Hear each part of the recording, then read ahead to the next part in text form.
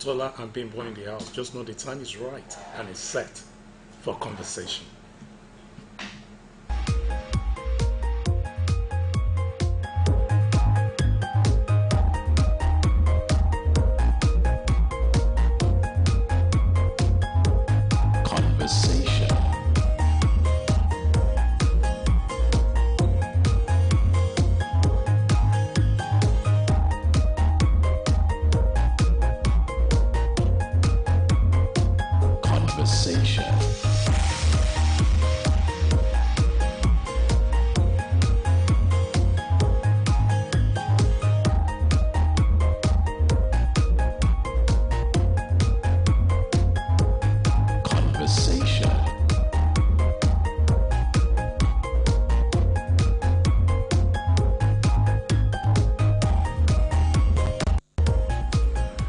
A very good morning. This is Oluyole 98.5 FM on the stables of the Broadcasting Corporation of Oyo State. Welcome you to Conversation this Monday morning, the 20th day in the month of January 2025. And January 2025 is fast and running out.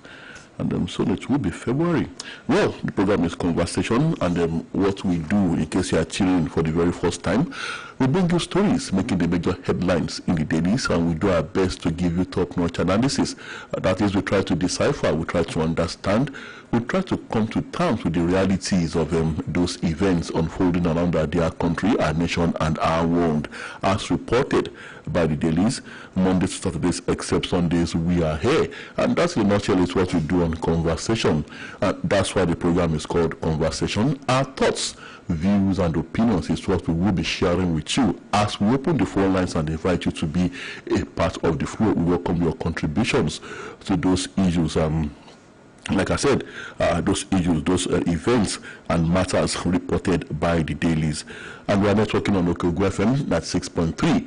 That's our sister station in Alaga in the Okogwere of the state, Agility FM, Gambari, Obumosho, on the 90.1 FM dial, and all over this great state. No one beats our reach. We are there. Beyond the state, we are there.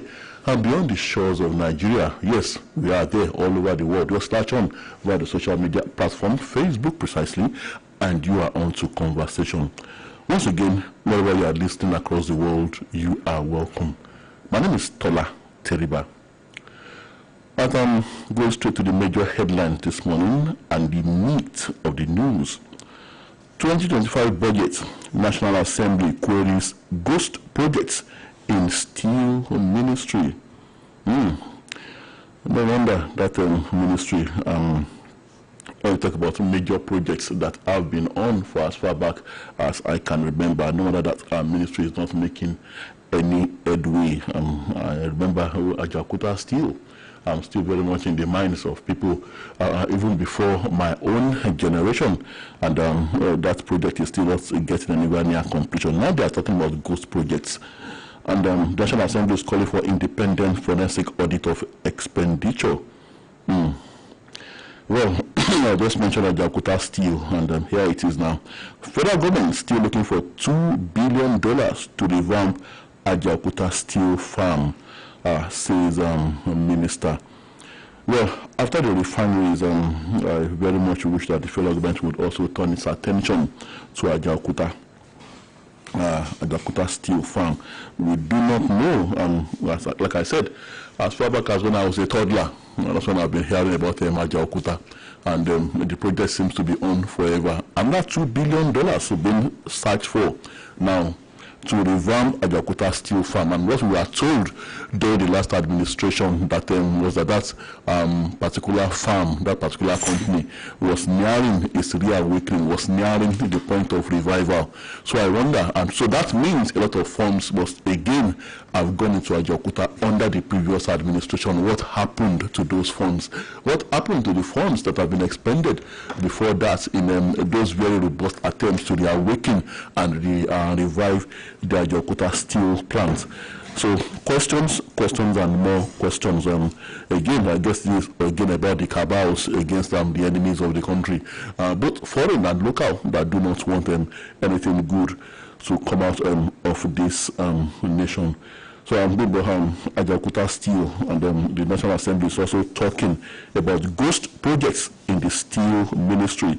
My opinion is that, well, if we're having ghost projects, maybe all the efforts to revive Ajaokuta that have consumed so much money over the years are also ghost efforts. Were they not there, but were they not the ones that threw projects? Let's ask ourselves that, and then there's the Alaja still rolling mill too, and the Oshogbo still rolling mill. All comatose. National Assembly has said that the 2024 budget of the Ministry of Steel Development is riddled with infractions. Oh, so what, like you said, what were they looking at? Didn't they see those infractions before now? It's riddled with 2024 budget. That is last year's budget. And it's riddled with infractions, including ghost projects that must be fully investigated. This position came as the minister in charge of the ministry, Prince Shuaibu Abubakar Haudu, appeared before the Senate and House of Representatives joint committees on steel development to defend his 2025 proposals at the weekend in Abuja, where he came to defend another set of ghost proposals. The co-chairman of the committee, Honorable Zainab Jimba, took time to point out the infractions to Haudu. A first-time appraisal of 2024 submissions shows some budget infractions as funds allocated for unspecified capacity building programs and skills training initiatives in the steel sector and show no evidence of execution or impacts. Well, you said they were unspecified, so the impact could also be unspecified, the execution could also be unspecified. All sorts of terms, all kinds of lexicons in the Nigerian system, especially when it comes to project execution and issues of accountability. Well, ways and means, well, may be constitutional, but excuse my ignorance this morning, Bimbo. I heard that for the very first time under the last administration. Ways and means, that is money that could be spent without getting, before you get approval from the National Assembly. You would already spend that money, then you can seek the National Assembly's approval later. Now, unspecified spendings now, and the National Assembly is now saying that no evidence of execution or impact. So ghost submissions again, ghost capacity building, ghost programs, and ghost skills training initiatives. And again, a ghost could also be unspecified. When you, I don't know if you've seen a ghost before, Bimbo, but then, it may be difficult to know whose ghost it is. The only thing you know is that this is not natural, that this is not normal. Paranormal, they call it. And this project risk being classified as ghost projects designed to divert public funds. That's National Assembly hitting the nail on the head.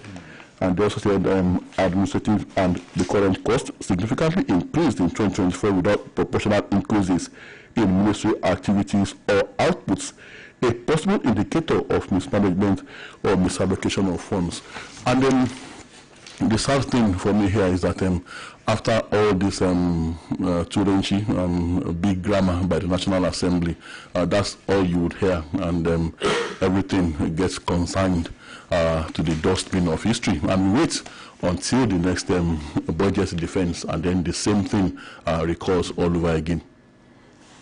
Yes, that is always the practice most times. Now, there seems to be another petrol problem again, Tola.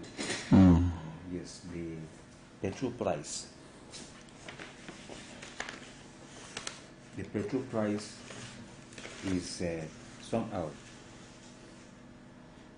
somehow being affected, or is going to be affected by the rising international price of crude forces. And let me go through it. The Organization of Petroleum Exporting Countries, OPEC, has put its 2025 economic growth at 3.1%, painting a picture of high crude demand, which could culminate in higher prices of crude.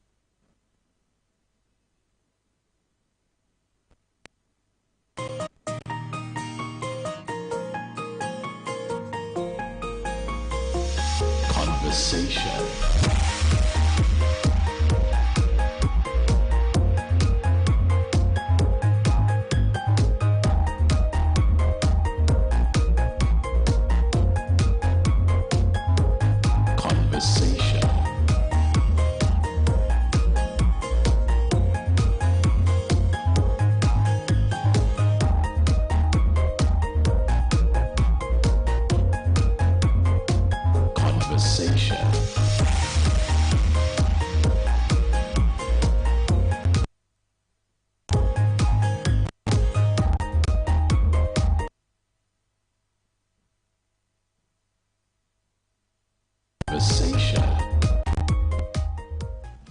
the program is still conversation, and yes, talking about petrol, and I'm saying that the Organization of Petroleum Exporting Countries, OPEC, has put its 2025 economic growth at 3.1%, painting a picture of high crude demand, which could culminate in higher prices of crude, increased refining costs, and high prices of petrol and other petroleum products. With the rise in crude oil prices to more than $80 per barrel from $74 per barrel last week, and this issue is, getting too much for Nigerians. I mean, talking about rising price of the petrol commodity, and the rising price of international price of crude forces will definitely. Do you think it will definitely hike? Well, as I said, hike the prices of petrol. I mean, domestic petrol. Well, again, Bimbo, forgive me for my crass ignorance on these matters this morning. What I do not get, Bimbo, is that are we still dependent on imported crude, or is it that we produce crude locally, but we are bound to sell even locally at what the global oil market dictates? These are things, well, as a novice in this matter, these are things I do not understand. And what is the essence of having this local refineries, even the Dangote refinery, if we are still going to be very much driven by international market forces? That was the original problem. We were importing even the finished product, the refined product. We were importing that, and that was the problem. So even though we're a major oil producing country, our refineries were not working. So we were at the mercy of global market forces. Talking about the international oil sector now, but now we have the refineries. So we still have to deal with the issue of imported crude. So where does that leave us? It means it's a game of musical chairs. We are back at the same spot that we were before. Yes. So that is why I said, excuse my crass ignorance about these things. I do not get it. I don't understand Bimbo. Well, Dangote refinery has been trying to absolve itself of blame in yet another increase in the price of crude oil on the global market. It says Dangote Group has said that increase in the pump price of petrol has been witnessed in some parts of the country was not caused by the company. The company, in a statement signed by the group chief branding and communications officer Anthony Shejina, which was made available to correspondents on Sunday, said, "We wish to clarify that the recent adjustment in our ex-depot price of premium motor spirit petrol is directly related to the significant increase in global crude oil prices. As crude remains the primary input of the production of PMS, any fluctuation in its international price inevitably impacts the cost of the finished product. As Dangote, we recognize the critical importance of affordable fuel for all Nigerians and we remain committed to offering the best value with guaranteed quality to our customers." So, fast forward now. They are saying that it is important to note that this increase is considerably lower than the 15% rise in global crude oil price, which has seen Brent crude rise from $70 to $82 in a matter of days. So it means the crude being supplied locally is not enough. Yes, it's not enough. Inadequate to meet the needs of the refineries, and I think that should be addressed, because otherwise, like I said, will still be at the same point, and there would have been no essence at all in us having those the Dangote, even the Dangote refinery.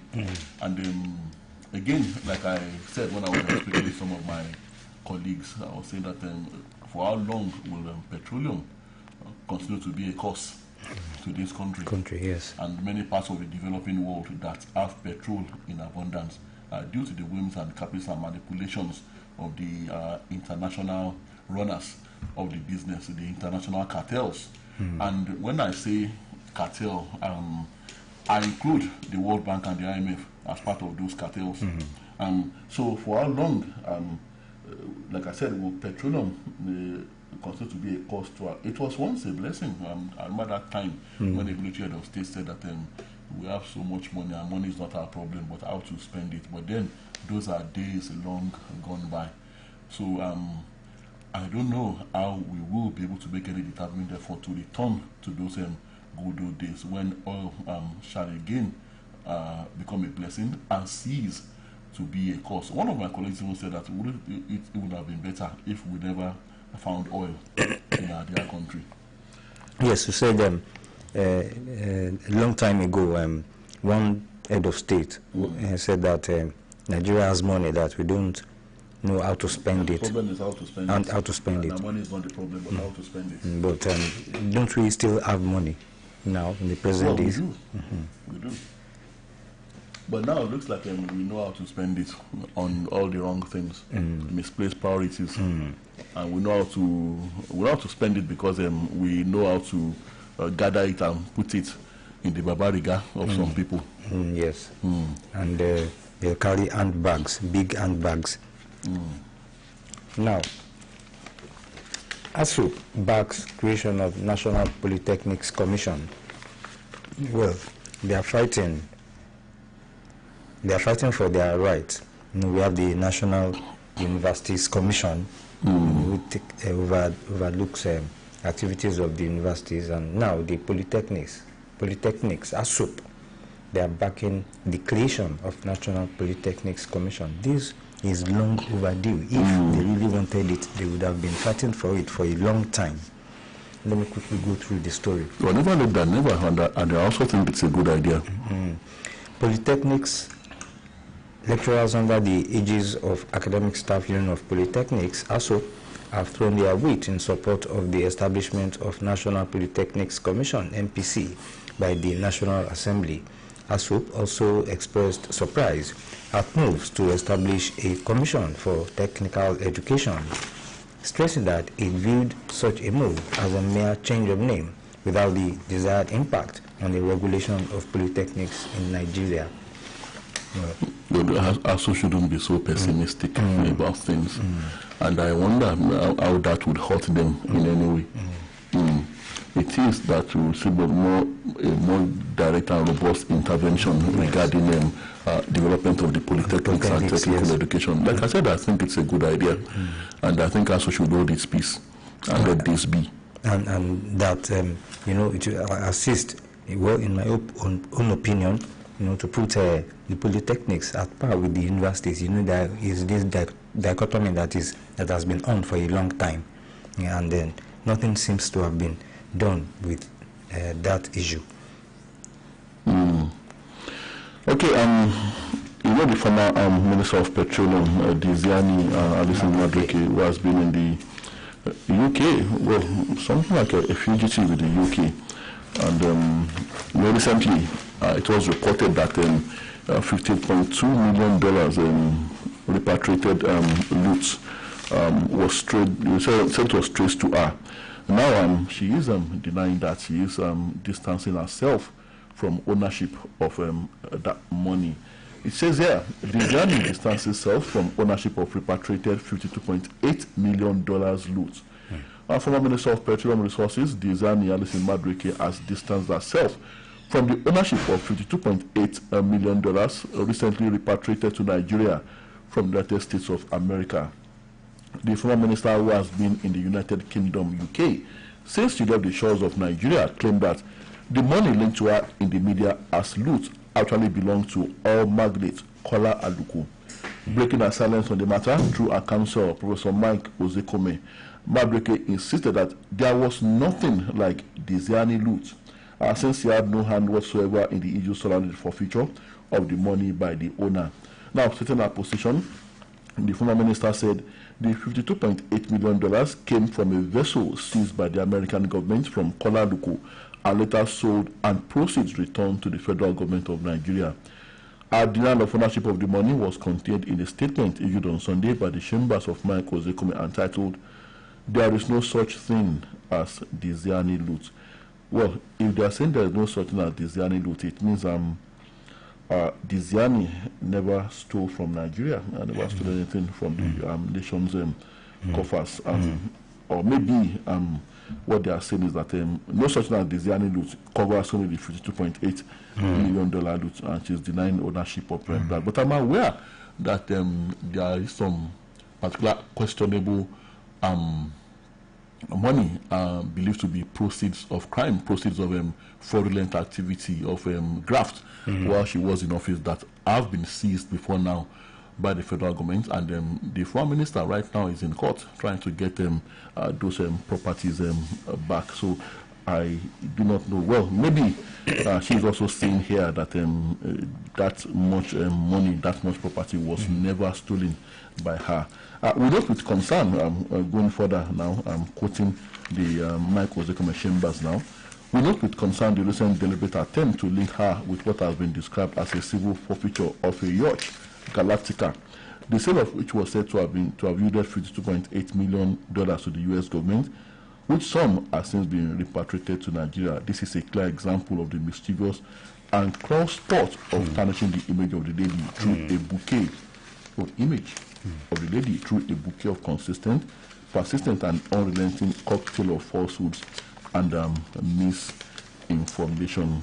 But then, well, while we are not the ones to judge the former minister, and well, that's why the fact that she has been seriously indicted by several judgments by courts of competent jurisdiction here in Nigeria. But we are not the ones to pass judgments, like I said. But then, as an ordinary Nigerian, I would also ask questions. If you have served as a minister, and I know what your take-home pay is, and I know what you possess by way of what you declared as your assets, as demanded by the laws of this country before you became minister, and I know what you actually had, what you declared, and again I know what was due to you as minister for all those years, and you now happen to have over 1,000 or multiple thousand times more than that by the time you are leaving. So I should ask questions as a Nigerian. Yes. And maybe things that are not clear, maybe the former minister should make it clearer to Nigerians before you and I can now accept that there is no such thing as Desiani loot. Let's have this commercial break and we'll be right back.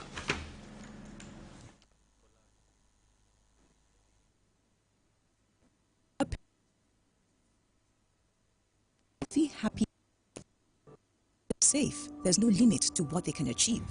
Every year, thousands of women of reproductive age in Nigeria lose their lives to cervical cancer. The cancer is caused by a virus called HPV, human papilloma virus. The great news is that the disease is preventable by the HPV vaccine. Early vaccination is the most effective way of preventing cervical cancer in young women later in life. So don't wait another second. Get your daughter vaccinated and ensure she's protected, healthy, and thriving. The HPV vaccine is free and available to girls aged 9 to 14 at primary healthcare centers near you. It is safe, effective, and approved by the Ministry of Health, WHO, and UNICEF. Spread the word and protect the future. Vaccinate your girls today. This message is brought to you by the State Primary Healthcare Development Agency in partnership with Girl Effect and other partners.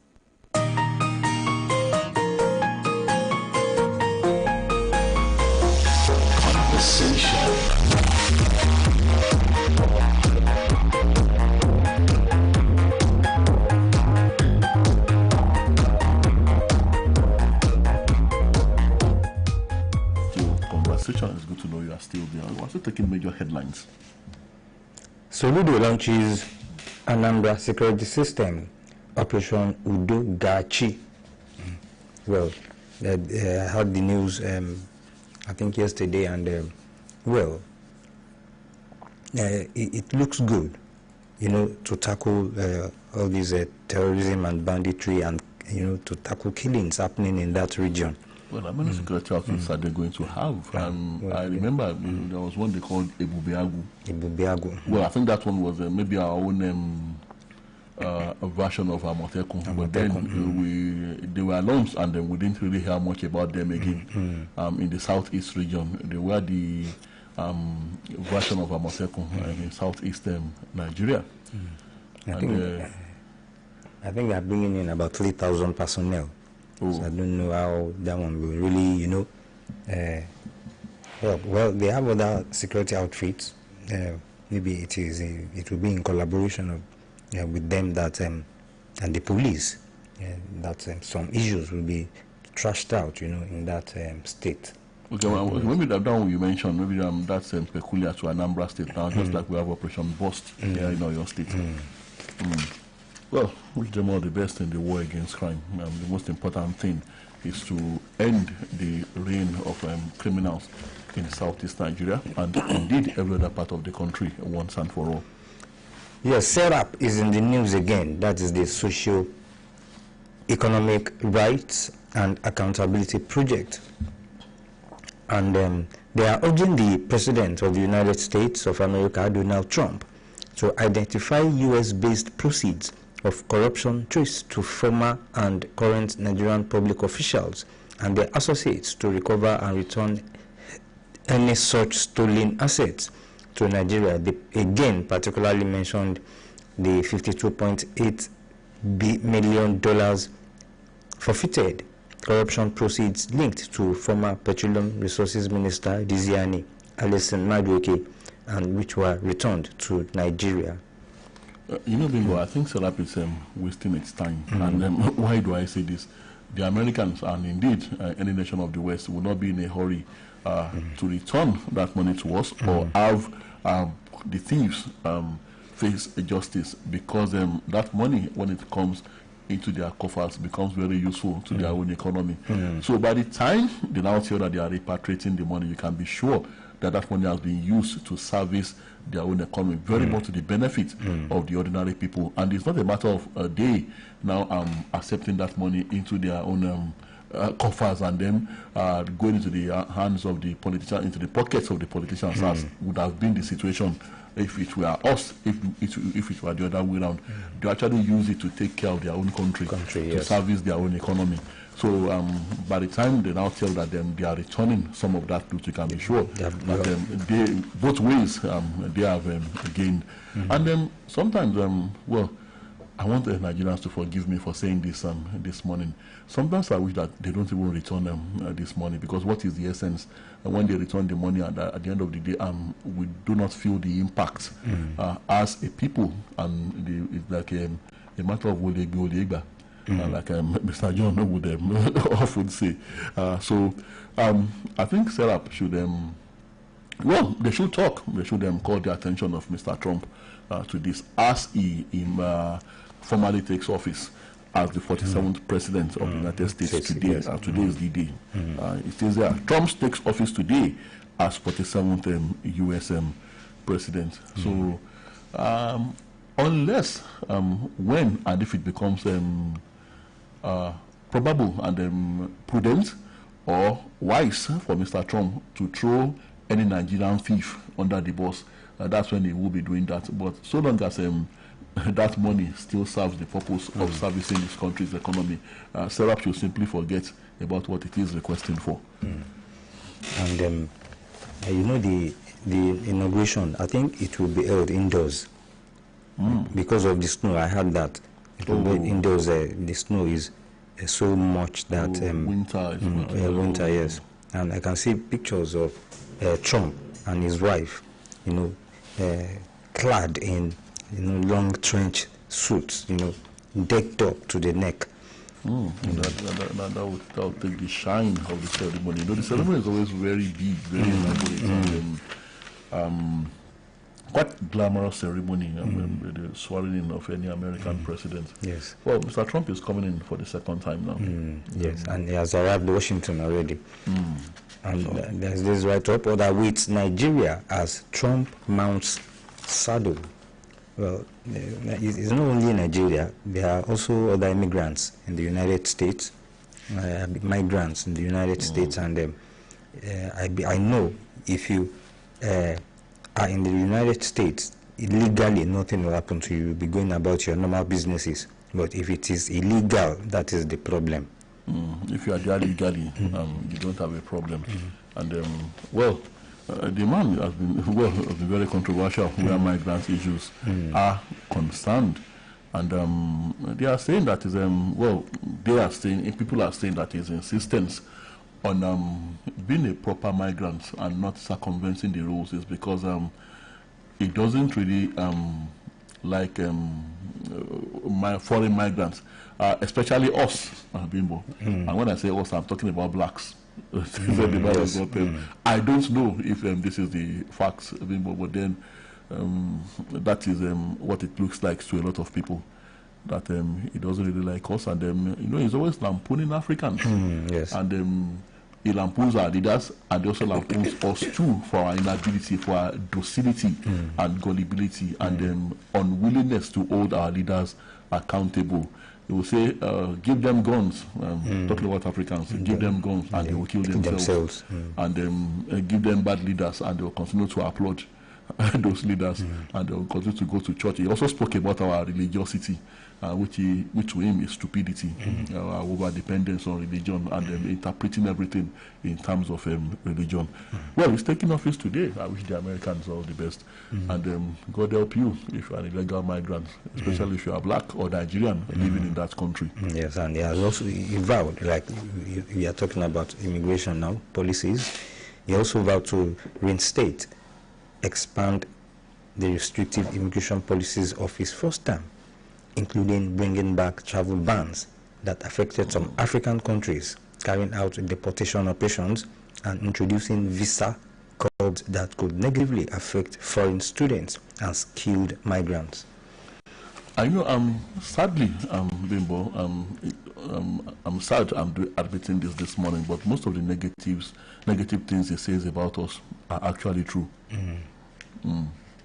Yes, of course.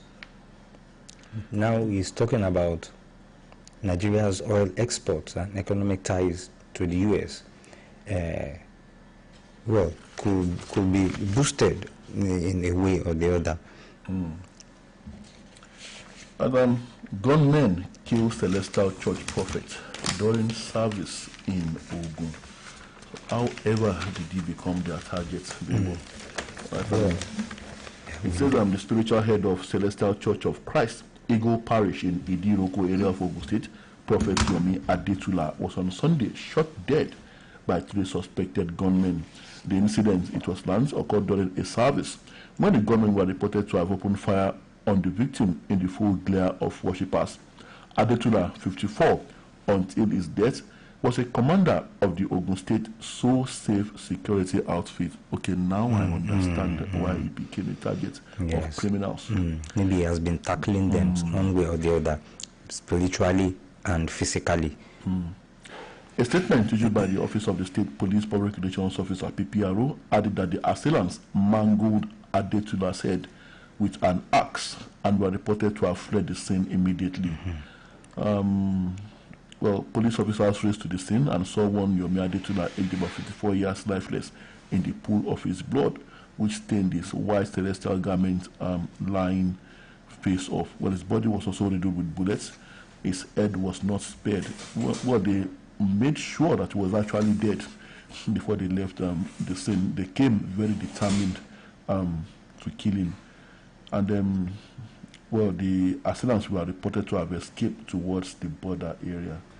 Oh, very sad. That means something must be, like we said, apart from the fact that he was a security person, a spiritual head of a celestial church in that state.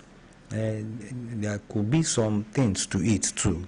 There could be. Now, there might be other motives, but then that is the first suspicion that being the head of a local security outfit, that maybe that he became the target of criminals. Maybe he was doing his job too well. That's the first suspicion. But then the police would, of course, they would be exploring other possibilities and motives too for the murder. Now, okay, NDLA, you are trying to talk about the nurse that was caught while ingesting India-bound nursing students. She was arrested over attempt to ingest 76 wraps of cocaine and intercept illicit consignments, nabbed 33 suspects. Again, you need to worry about our youth and their involvement in all this illicit and nefarious criminal activities. She's 26, the nurse. Her name is Esther, surname withheld. A 200-level student of nursing at the Noida International University, Uttar Pradesh. Oh, it's actually India. Oh, it's not here, Bimbo. No, I think she Uttar was Pradesh, India. okay. I think she was en route to India. Okay. Yes, she was caught in Kano. She actually schools Noida International University, but that's where the nursing school is located. Such was attempted to swallow 76 types of cocaine hours before our return flight to the South Asian country to the Malam Aminu Kano International Airport. Stated by the spokesperson for the NDLEA, Mr. Femi on Sunday, said Esther was scheduled to return to Delhi. Okay, she was going back to India. To India, yes. That's where she schools. And then I think she's a Nigerian. She's a Nigerian. That is what we always say. Each week, each day, people are caught with either the substance or while ingesting or while exporting it through the airports, and people still keep being arrested. They see all these things, and I don't think they are learning from it. And I know all these too boils down to cash, inavailability of cash. Might be she wants to use the proceeds maybe to assist in her education. You understand? Well, I don't know if she was on scholarship in India or he was paying for that education. But then, if it is the former, then if you could afford a nursing education in India, I see no reason why what could attract you to now want to become a meal for drug traffickers. Well, obviously, from the story, it seems like he fell into wrong hands while in India. Maybe the result of bad company. Because in her statement, she claimed that the drug cartel she was working for recruited her in India and paid for a trip to Nigeria to enjoy her Christmas and New Year holidays. To avoid her parents knowing she was in Nigeria, Esther did not travel to her home state, Imo State. She's from Imo. But was lodged for 2 weeks in a hotel in Enugu, from where she was flown to Abuja and then Kano, where she was lodged at the hotel to swallow the 76 pellets of cocaine sent to her from Lagos before taking her Qatar Airways flight to India on Friday morning. So it's either greed or yes, perhaps youthful exuberance that led her into this. From the story, she doesn't sound like she is suffering or in need or about to be thrown out of nursing school for inability to pay her fees. Yes, I can see it clearly now. I think she's just being used as a courier, and she was promised over $5,000 upon successful delivery of the illicit consignment in India. So, and maybe she also saw it as an adventure, not knowing the consequences of what she was getting into. Yes, we'll take a short commercial break before we begin receiving calls.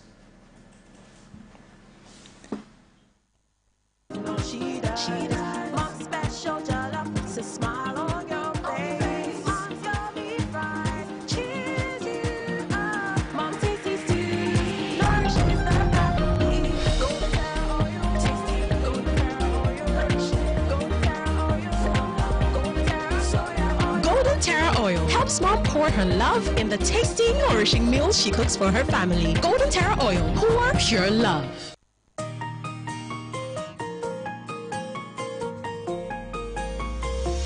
Conversation. Right, so back on the program is still conversation. Yes, it's your turn. Time to open the phone lines. 070-5555-1985. That's the number to call. Mr. Adedare from Ukeho, good morning. God bless you. God bless you. Amen. I hope you are here. Yes. You can hear you loud and clear. Okay, thank you. Brother, God bless you too. Amen. And God bless all the peace-loving Nigerians. Amen. Adedare from Ukeho. It's obvious. Ajakuta steel industry, Osogbo steel industry, described as growth project, billions of naira and still sought for fixing Ajakuta steel industry. When will Nigeria get out of the root of corruption? Let me cry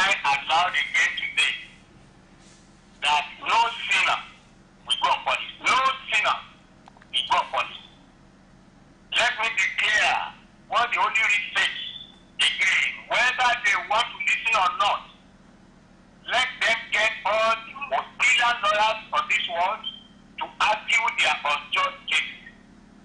According to the book of Jeremiah chapter 17 verse 11, New Living Translation, I quote, like a partridge that hatches eggs, she has not laid, so are those who get their wealth by unjust means and make lying. They will lose their riches in the end. They will become poor old fools. If their pastor don't want them, I am warning them. If their imam don't want them, I am warning them. If their babalawo don't want them, I am warning them. And of course, it's not me that is warning them, it is God Almighty that is warning them. No sinner will go upon it. Let them point all the brilliant life of this one and argue their wicked cases, their unjust cases. God is waiting for them. The God of justice is waiting. God bless you. Thank you very much. The God of justice, waiting to deliver justice to the guilty. Nigerians. Okay. Mr. Bimbo, good morning. Good morning. John calling from Oluyole. Sorry, sir. On Saturday, I made mention of this fuel issue that the petroleum minister for state said they don't have power over the price of petrol, that it could go up at any time. And I said, do they think Nigerians are fools? Abba, everybody knew OPEC only controls what you bring to the market. This country has their own quota, and that is what OPEC control. But your local consumption, OPEC has no power over it. Fine, you might sell at OPEC price to Dangote, and Dangote may decide to sell the way he wants. My question now is that you said, like you people said, including you, Mr. Tola, Mr. Bimbo, said 2 refineries are working. 2 refineries are working. Are those refineries getting crude from OPEC? So, this I don't understand. When we were importing, they said the reason why we are buying at the price that is high is because the landing cost and so cost. Now that we are not importing again, or are we still importing, or is the refinery not working? Because now I said, what is refinery things that people are jubilating? I am not convinced. Because I don't see how that refinery will be working. Even if it's not up to full capacity, we should not be buying fuel for 800 naira. That's the truth. Last month, Angola reduced fuel price to their people. Don't stop Nigeria from doing that. So then we don't need the refinery. If we will still continue to suffer and buy fuel at a higher price, we don't need the refinery. Let's go back to when we were importing. Because the meaning of repairing those refineries is to bring comfort to Nigeria and Nigerians. I don't understand. Secondly, on Ajakuta, it's a way. In fact, if I want to say something on Ajakuta and Itakwe, I will spend the whole day because that is my state. So I don't do much about that place. The Russia gave 8 and go. They took the contract from Russia, gave it to India. India even messed up the place. Billions of dollars was sink into that place. Yet nothing happened. It's a shame. On Donald Trump coming in, those who came into America legally have nothing to fear. The man is just trying to do the right thing. So if you come, it is only Nigeria you come in illegally and you stay. You even produce bomb and blow anybody off, nobody talks. They will say it's their brother. But the man said, if you have come to America illegally, you are going back. Good one. Let Americans enjoy America. And everybody also should enjoy his country. Enjoy your day. Good morning, sir. Thank you very much. Mr. John. Sadly, on Ajaokuta that you mentioned, Mr. John, nobody is being made to answer for these billions of dollars that have gone down the drain. Also, something related here, the headline says Nigerians kick against fresh move to float another national carrier. We know what happened to the previous attempt to float a national carrier. Air Nigeria. We had Virgin Nigeria before Air Nigeria. Air Nigeria came and just like a chicken that attempts to fly, flies and goes a little distance and then comes down again. That's what happened to Air Nigeria. And so how sincere do you think this one will be now? That is the problem. Because the Sakamaje that was used for Nigerians that time, well, it was so fantastic. Yes, in quotes. They use Sakamaje for themselves. Nigerians are not fools. They are the fools. Sorry to use that word, Bimbo. They are the ones fooling themselves. They did not fool Nigerians. Well, hello? Hello, good morning. Good morning. Yeah, my name is Rod. I'm calling from Bodija. Good to have you. Thank you. See, as regards the state of the economy, so sad that the emergence of this APC-led administration, it's been from one level of poverty to the other. We do not want their palliative. Let them stabilize our economy. They shouldn't teach us. We want to be taught how to fish and not to be fed fish. Since they came into power, it's been from one level of action to the other. It's been so hard on Nigerians. Their policies are not helpful to the masses. The poor keeps getting poorer. It's so sad. Now, when they said two refineries are started working, some of us were happy, hoping and thinking that this... Hello? Hello, yes. All right. Sorry. Yeah. Some of us were happy and rejoicing that this will help stabilize the economy. At least we'll have petrol in large quantity. People can go in and buy petrol, and the price will be brought down. But no, reverse is the case. Now we are hearing that they want to be giving 75,000 to some. It's so sad. Please, our federal government should do better. Thank you. All right. Thank you very much. Okay, well, death toll in Niger tanker fire rises to 86. 80 victims given mass burial, and Tinubu governors orders mourn. Rather unfortunate then. Hello? Hello?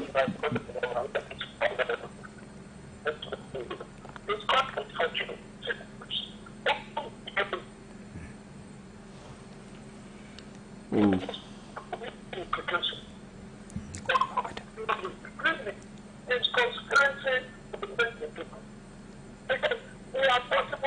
Can you call back, sir? Can you call back, sir? We can't hear you very well. Sorry, please do well to call us, but the line is muffled. We can't hear you clearly. So sorry, please, but do well to call us back. 070-5555-1985. That's the number to call to be part of conversation this morning. Your call member is recounting our ordeal. She said, she said she spent 5 days in kidnappers' den without food and water. That is a call member, Miss Abishifleke Joseph, kidnapped on January 9 along Enugu Ezike Road on her way to Kogi State. Hello, good morning. Hello, good morning. Good morning. Good morning. Good morning, sir. Good morning, sir. Good morning. Now, if I just the answer to the question he was asking about oil price. Now, one thing is, these people are that office at NNPC and the government in general. They can deceive a lot of people. Some of what they cannot deceive. Now, even if the fuel price does not come down, even if they don't have domestic consumption, which Super does not have any interest in, what about gas, the LNG, and kerosene? At least when you are doing refinery, all these things will come out. So what happens to them? But they just come and do their career and telling people what is not. And they think everybody just think this thing. But we know how they think. So that's that. Then the people who are supposed to monitor the bus terminal at Agodi Gate, they should should up their game. Those guys yesterday, I didn't take my car yesterday, those guys yesterday, I saw them parking outside the designated place for them. They were parking another NTA route to that route. The one going to Mamboe Park in front of, they are not going there, they weren't in the terminal. And nobody stopped them. It started Sunday morning, yesterday. And I asked one of them, I said, was referring to those guys who are listening to those guys who monitor that place, they are working, that kind of issue. But one thing is, the government should up their game. They should arrange some of them and let them pay fine. The government keep that place for you to put it for public use, not for you to be parking at it, to pay the government again. And that's the problem of Africans. You don't maintain what we start. So once you start paying, they go to sleep. And that happens to all our stadium around. We build beautiful stadium, next following year, the stadium become deteriorated. But this is post terminal now. They should not let what they do. And if you're making up the place, there are so many debris there again. They've cleared one before when we complain. But there are so many debris. So people in that place should up their game. They're not doing anything. The government needs to sack them, they just sack them. What are they there for? So don't keep them on. All right, thank you. Thank you very much. Well, take your time, it's 7:30, and well, phone line still buzzing, but we cannot take any more calls, and then we really have to go on conversation this morning. We'll be back same time tomorrow morning, God willing. My name is Tola And my name is Bimbo Akonbi. Thank you very much for listening, and enjoy your day.